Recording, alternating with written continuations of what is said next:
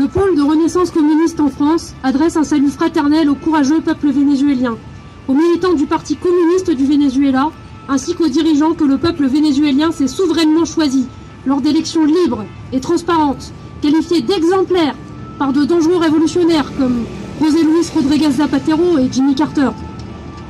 Depuis maintenant 20 ans, la République bolivarienne du Venezuela résiste aux agressions des États-Unis d'Amérique, comme à celles de ses laquais, européens ou colombiens.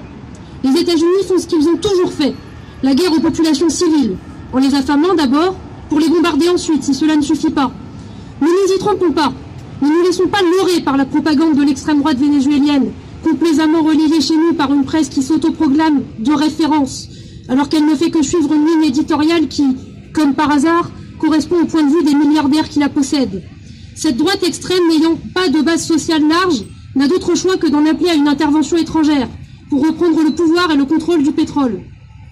La situation est dure au Venezuela, c'est vrai, comme elle le serait dans nos foyers si, du jour au lendemain, notre banque nous privait d'accès à notre compte, notre pharmacien refusait de nous vendre des médicaments, notre compagnie d'eau cessait de nous approvisionner et notre compagnie d'électricité faisait disjoncter notre installation.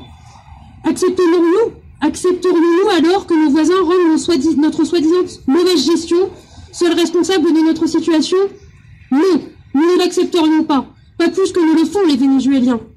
Si Nicolás Maduro n'a pas encore été remplacé par le fantoche réactionnaire Juan Guaidó, malgré tous les efforts des belles démocraties occidentales, c'est qu'il a le soutien de son peuple, et notamment des classes populaires. Un peuple qui n'a pas oublié les thérapies de choc néolibérales qui lui ont été imposées dans les années 80 et 90. Un peuple dans la mémoire duquel la répression sauvage du Caracazo est restée vive. Un peuple qui a vu ses conditions s'améliorer grâce aux politiques sociales impulsées par Chavez. Un peuple qui a trouvé sa dignité et qui est devenu un acteur de son avenir.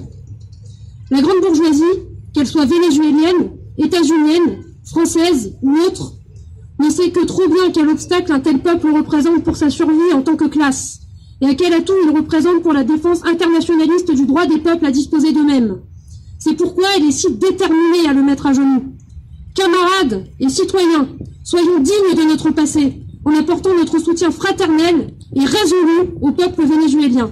Vive l'internationalisme prolétarien, vive la souveraineté antifasciste et anti-impérialiste mondiale, vive la République bolivarienne du Venezuela. Viva!